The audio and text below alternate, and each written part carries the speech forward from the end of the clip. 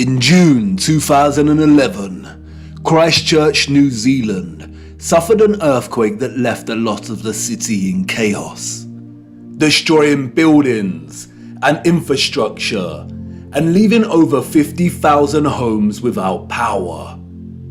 As a result, there were collapsed houses, ruptured water mains, flooding, and fires due to disrupted electrical lines. Due to the strong ground motions and intense shaking, part of the city experienced a strange phenomenon known as soil liquefaction. Sand boils emerged from asphalt roads, toppling and sinking cars, and causing boulders to fall from hills, resulting in more home damage.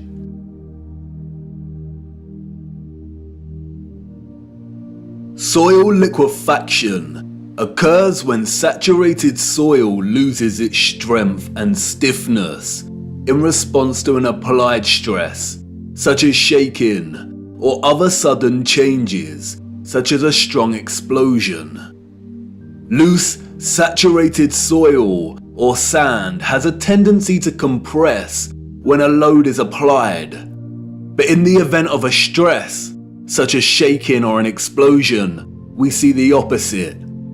The soil tends to dilute, and the result is treacherous quicksand or quick clay. The land turns to liquid, causing structures of heavy mass such as buildings, infrastructure, and cars to start sinking, topple over, or collapse.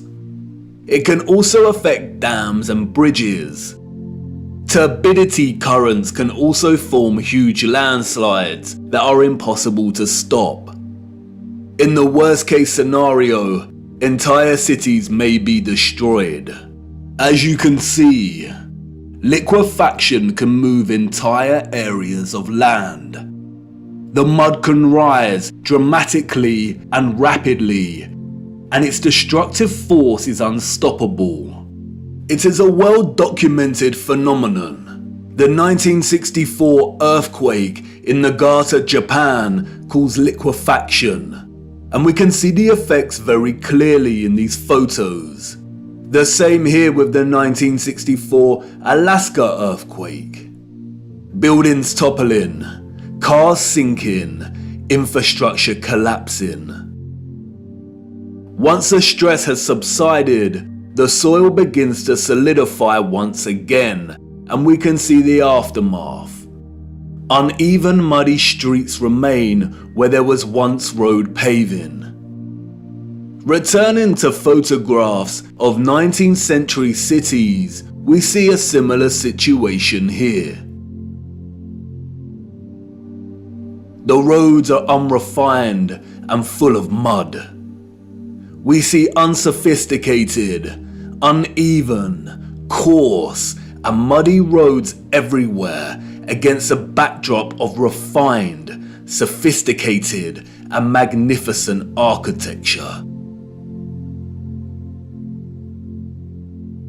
Could these cities have suffered the similar fate of soil liquefaction that we see in more recent times?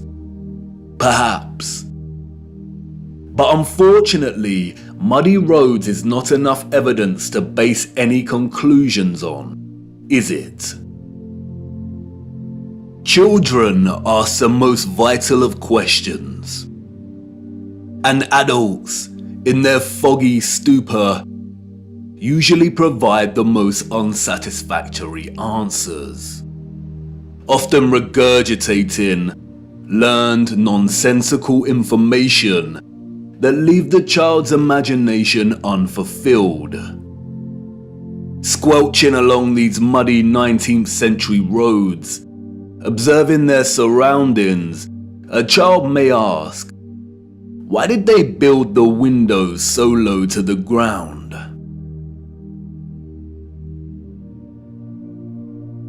And what an excellent question. Yes, why indeed did they build windows on ground level? For you see, the people we see in these photographs, sadly, did not build this architecture. And maybe some of them, at some point in their busy day-to-day life, ask the exact same question. We see it everywhere. Windows at ground level.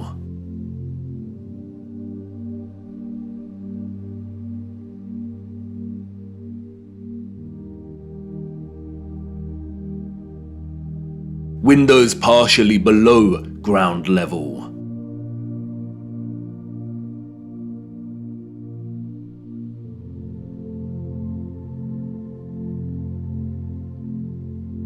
First floor entrances raised from the ground level.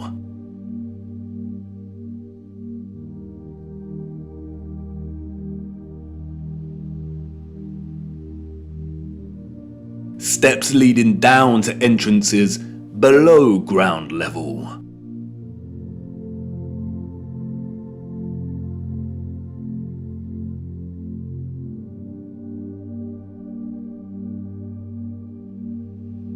We can find this in almost every major city across our realm. In both old photographs and when we walk in the streets today. And what does it tell us? That a society with access to modest construction tools and horse and car constructed their infrastructure by first spending countless amounts of hours and energy clearing land with a depth of over 3 meters to begin their construction. Building basement floors is incredibly hard work. Since the 20th century, large powered excavation machines such as backhoes and front-end loaders have reduced the time and manpower needed to dig a basement dramatically as compared to digging by hand with a spade. Perhaps you could say that our historical ancestors were just that dedicated to the architecture they built. And you could say that many of the sunken buildings we see are actually due to elevations and depressions in the natural landscape. The official narrative, which is always full of inconsistencies, perhaps would suffice if it was not for contemporary excavation. When we look at photographs such as this, it immediately dawns upon us that what we are seeing are windows and doors 2 to 3 meters below the ground surface.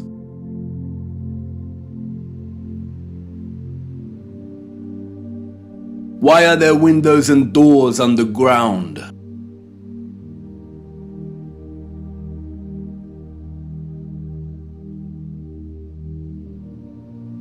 What is this that we see in our cities?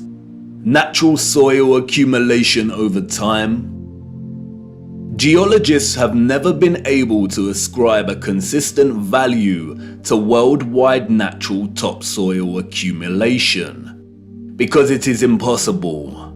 Some regions of our realm experience consistent topsoil accumulation, whereas other regions actually experience consistent erosion. Many historians and archaeologists have noted that many cities over the centuries have been destroyed through war, and natural phenomena such as earthquakes, volcanic ash, and flooding.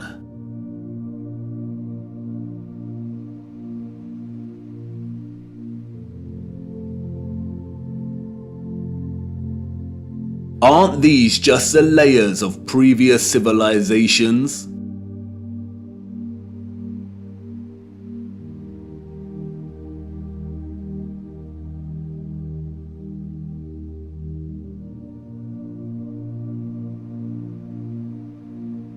No, they are not. We see over and over again whole floors of buildings consistent with the architecture existing above the layer of ground.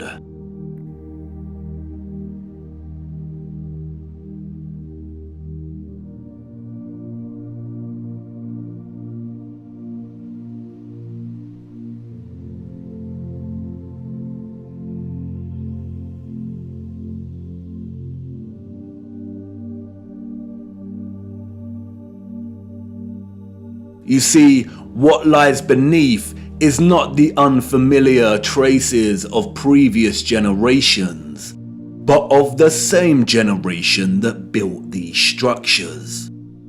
And once you really see this kind of sunken, buried infrastructure that exists in such prevalence across our world, you can never unsee it.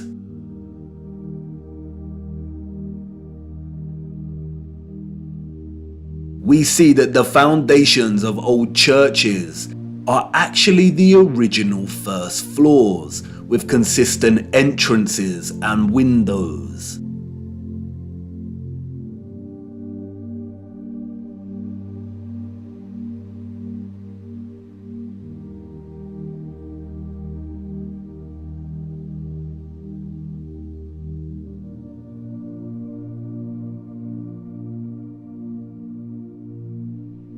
We see mosaics unearthed. We see pillars, columns and arches that were originally much larger, and it was the layer of soil that reduced their size, as if they weren't big enough to begin with.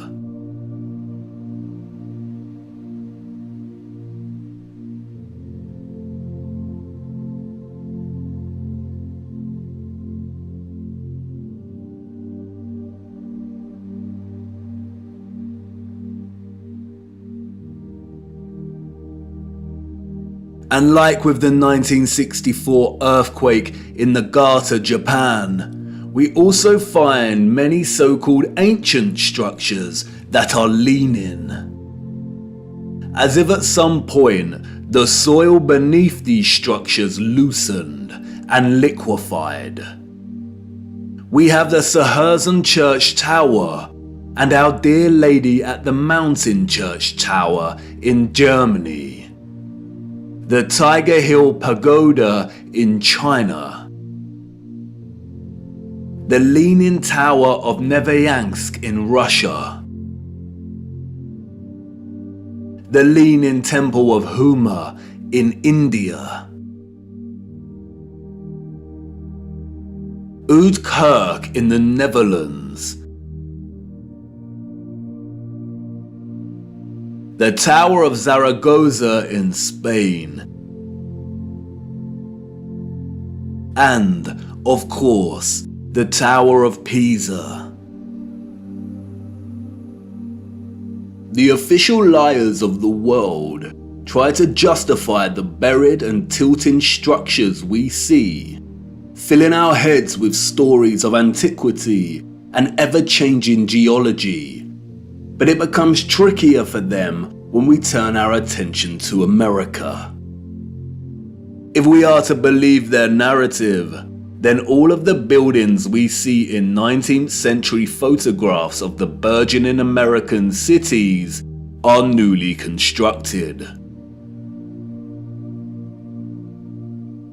Why do we see famous structures, such as the Washington Capitol building, with consistent infrastructure that buries very deep into the ground?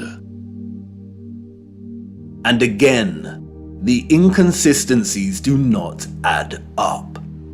Why would an underdeveloped people waste resources, energy, and time constructing the foundations of the Capitol building to be consistent with the column style we find above the surface? The foundations did not have to feature columns. Columns, we are told, are a stylistic choice, not a functional one. So why would they do this? In a nutshell, they wouldn't.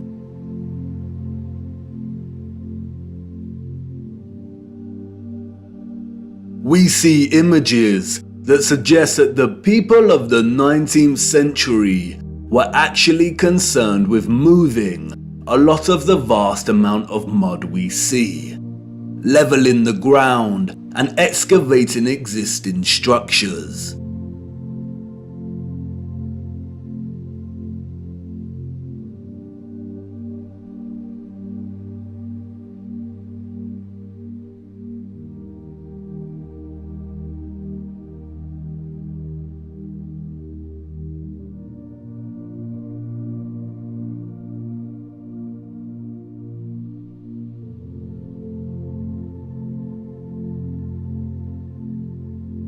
The consistency and prevalence of buried architecture across our realm indicate that whatever happened was a worldwide event, despite regional differences in natural topsoil accumulation and erosion. And there is no official narrative explanation that justifies the buried architecture we see. No explanation provided to justify the amount of mud we see in 19th century photographs of our cities.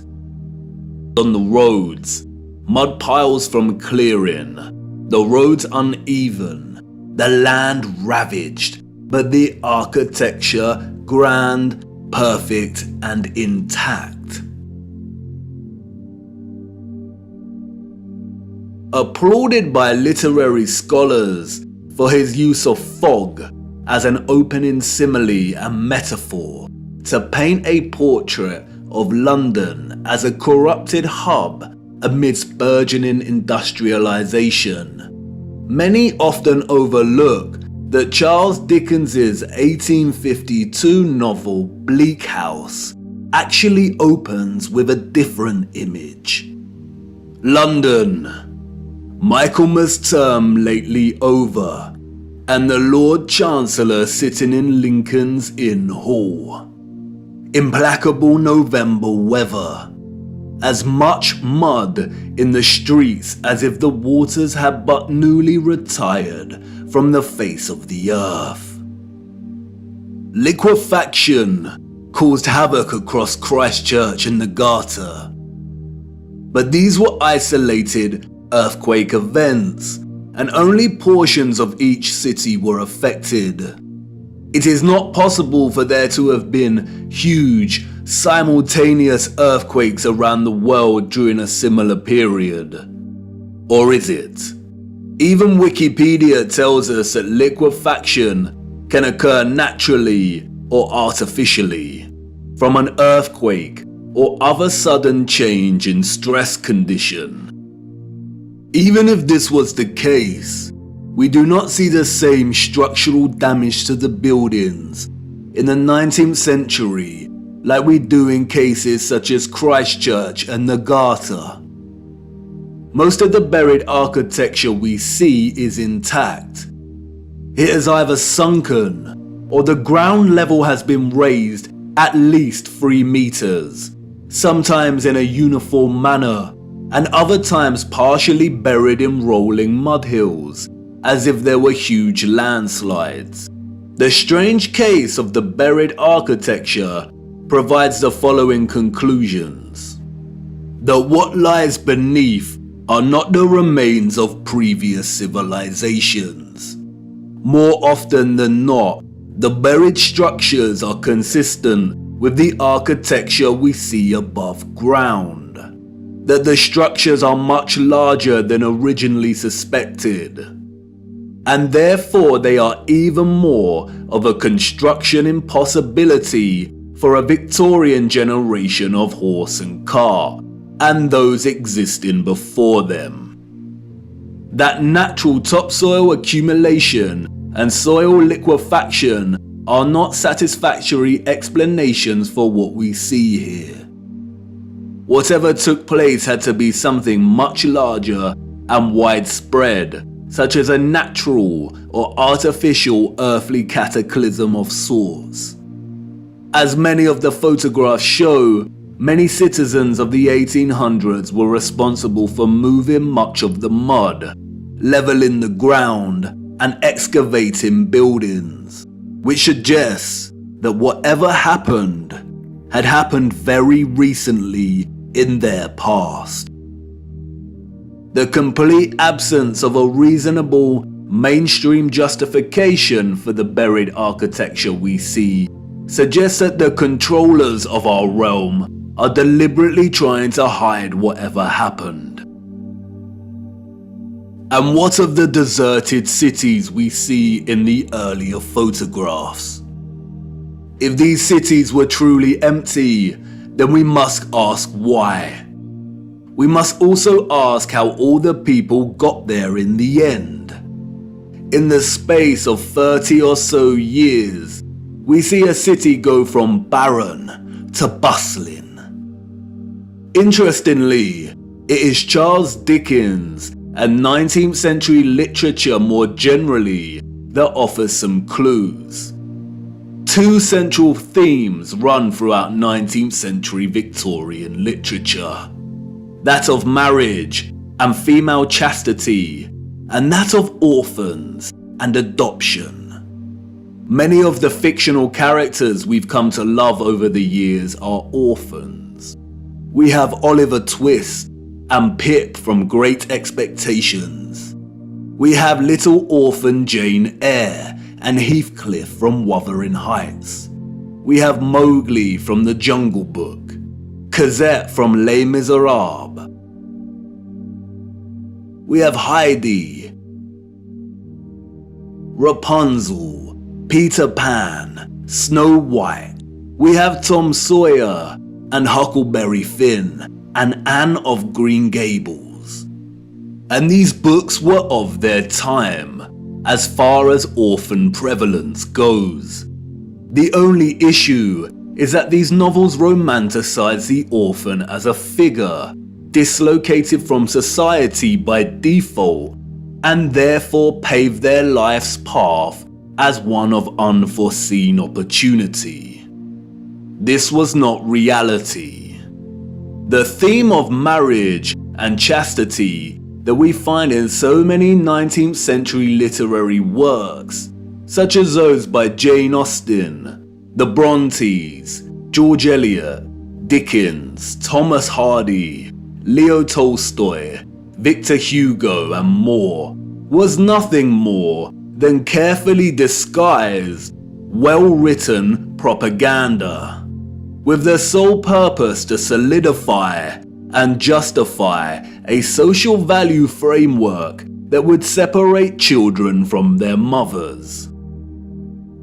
Children born outside of marriage or wedlock were regarded as illegitimate, meaning they did not have a legal status. Illegitimate children was a serious stigma throughout the 19th century. The majority of employers would not hire women with an illegitimate child. Many unwed mothers with illegitimate children ended up without a home, in poor health, starving, exhausted. Their only place of refuge would be the workhouse, where they would carry out the most unpleasant duties. In some places, women with illegitimate children were singled out and had to wear a special uniform, which alerted everyone to their status as an unmarried mother or fallen woman. As a result, a vast amount of orphanages and foundling institutions were established. This is the London Foundling Hospital that was very active in the 19th century. Look at the size of it. Charles Dickens was obsessed with this place. Inspiration, they say. The official narrative tells us that an estimated 4,500 women handed over their children to this huge building. But this was just one institution. Wikipedia gives us a partial list of over 64 orphanages that were founded in the UK during the 19th century. The list is only partial. The peculiar case of the vast amount of parentless children in the 19th century is well documented by many researchers. And most of them agree it is almost impossible to establish figures that really do justice to just how many orphans there were during this period. Their footprint did not enter the record books. It formed in the mud and was then washed away. It wasn't just the UK. This was a worldwide phenomenon. New York City had 4 foundling asylums alone that processed thousands of children annually.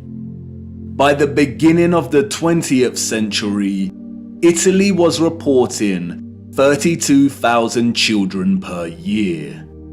Spain and Portugal were reporting 15,000 annual foundlings.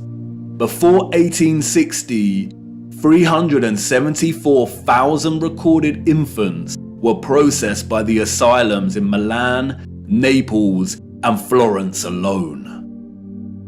Historian David L. Ransell states that Moscow was receiving between 16 and 18,000 infants annually by the 1880s, and sending over 10,000 of these each year to outlying villages for care. In 1882, there were all told 41,720 foundlings from the Moscow home, living with 32,000 foster families, scattered throughout 4,418 villages. A dozen villages had over 90 fosterings each. One thing that is often overlooked is that there were a series of laws passed in the 1800s, making it almost impossible for unwed mothers to keep their babies. The 1833 Poor Law Reformation introduced bastardy clauses that shifted the entire responsibility for the illegitimate child onto the mother. Social stigma meant that she would not be able to provide care for her child and would be forced to hand them over to the authorities, or worse. Advertisements for adoption or nurse care became popular in newspapers. And, as many scholars have pointed out, these were a front for what was termed baby farmers, or paid murder. As Dorothy L. Haller states, the adverts may have been misleading to the general public, but read like a coded message to unwed mothers.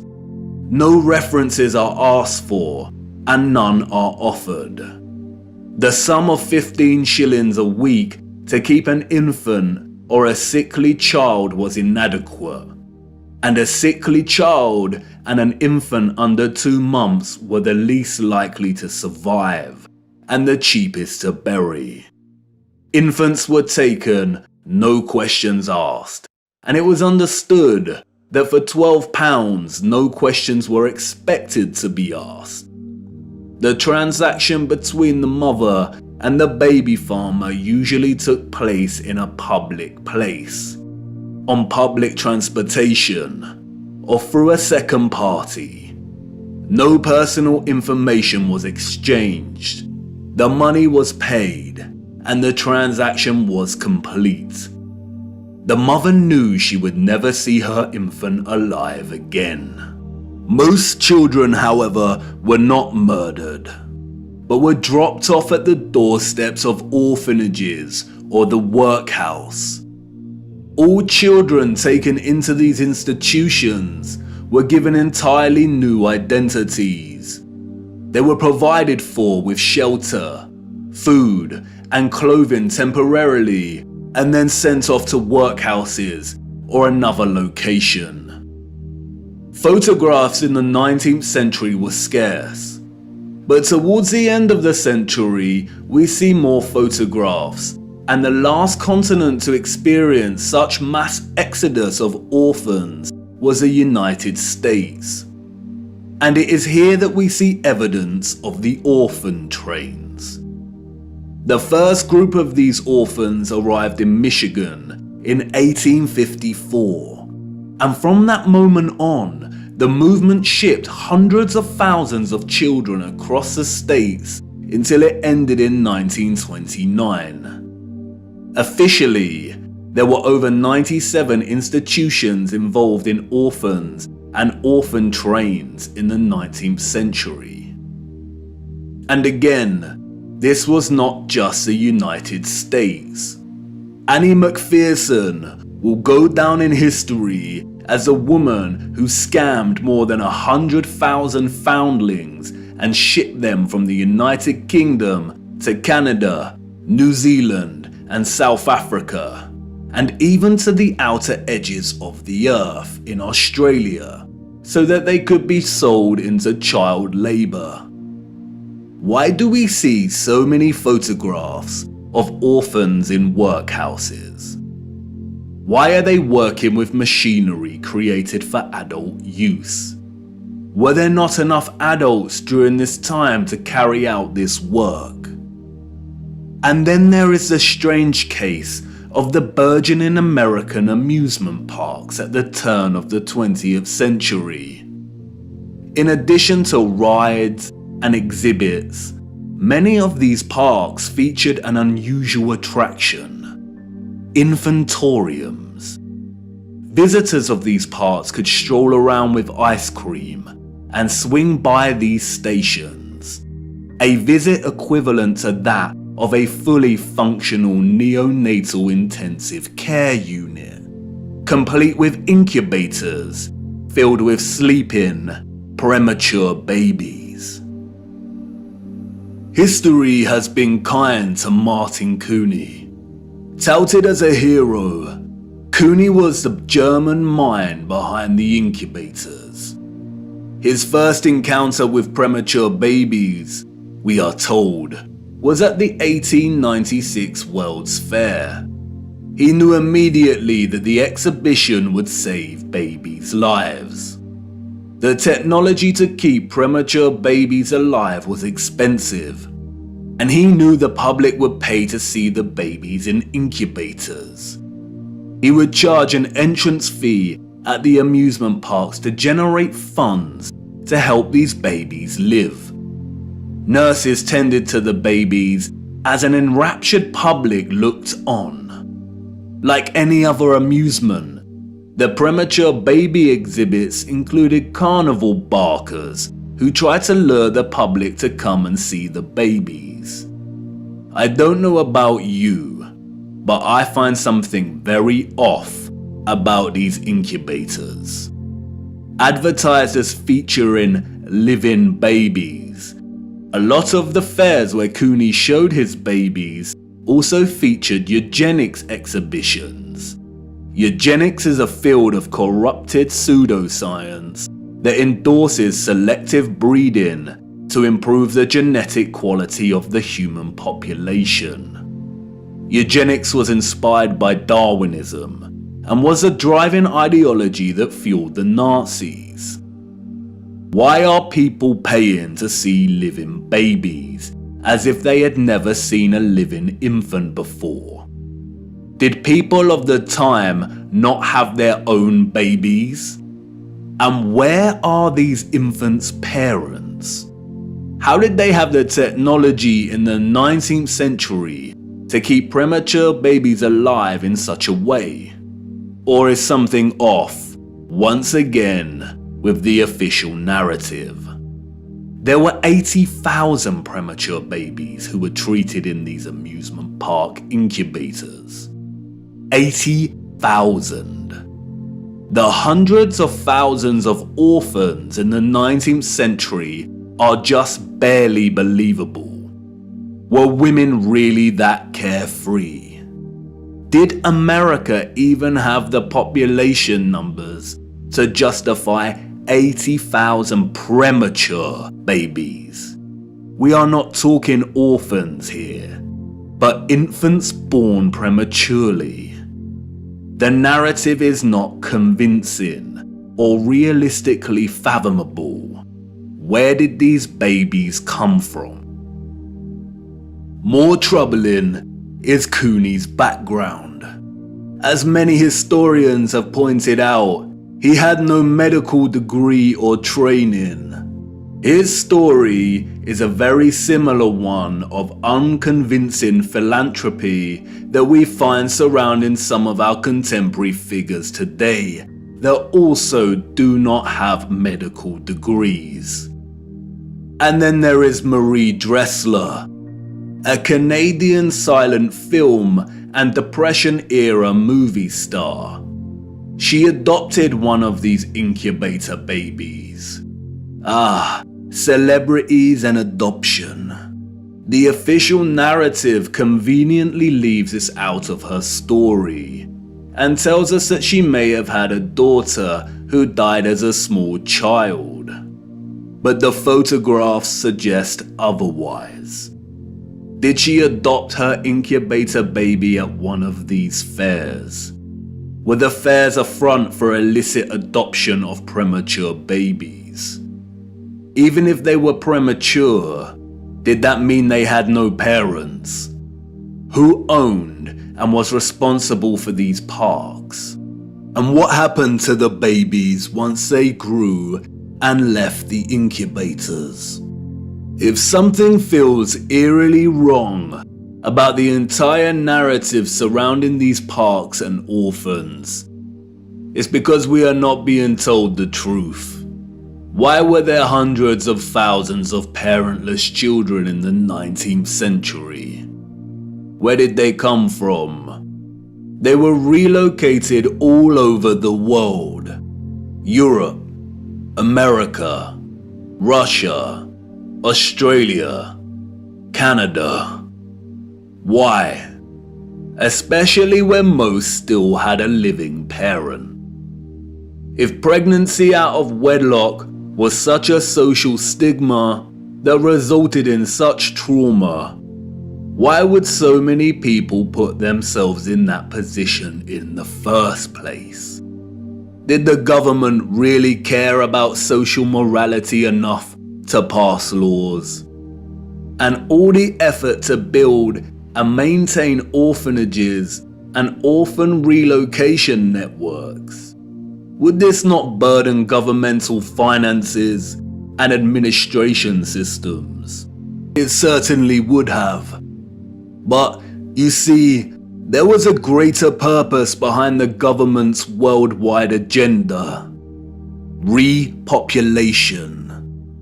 The social narrative of chastity was nothing more than propaganda and justification for stealing children. The reason we see empty cities in the early 19th century is because they were in fact empty, void of population. And the reason they are bustling 30 years later is because orphans were shipped into these cities to repopulate them. You see, in the early 19th century, there was a worldwide reset of sorts through depopulation and then repopulation. The people we see in these photographs did not build this architecture. They inherited it, along with a lot of mud. Not only did they inherit it without a clue as to what it actually was and who it belonged to, but they were unknowingly complicit in repurposing pretty much all of these structures. I know, none of this is making much sense at the minute. You are probably wondering why on earth these cities were empty and full of mud. What happened that meant governments needed to repopulate the earth? And I know what you're thinking. This is all very intriguing, but what does this have to do with flat Earth? You want to know more about the firmament, the sun and moon, and our stationary plane. Do not worry. Everything will become clearer as we continue our journey. The prevalent evidence of buried infrastructure, coupled with deserted cities and a burgeoning industry of orphans, is just a start. These are all necessary clues, hinting at some kind of cataclysm, but the real story hasn't truly begun yet. The stage had to be set first, and now it is ready. And even if you cannot see it yet, I know you feel it, viewer. The deserted cities, the buried architecture, and orphans all signal a looming darkness. There is a great black cloud in front of us, and I won't lie, we are heading right into the heart of it. And like I said before, we do not have much time. Come on, it's time for me to honor my promise and take you back to the future.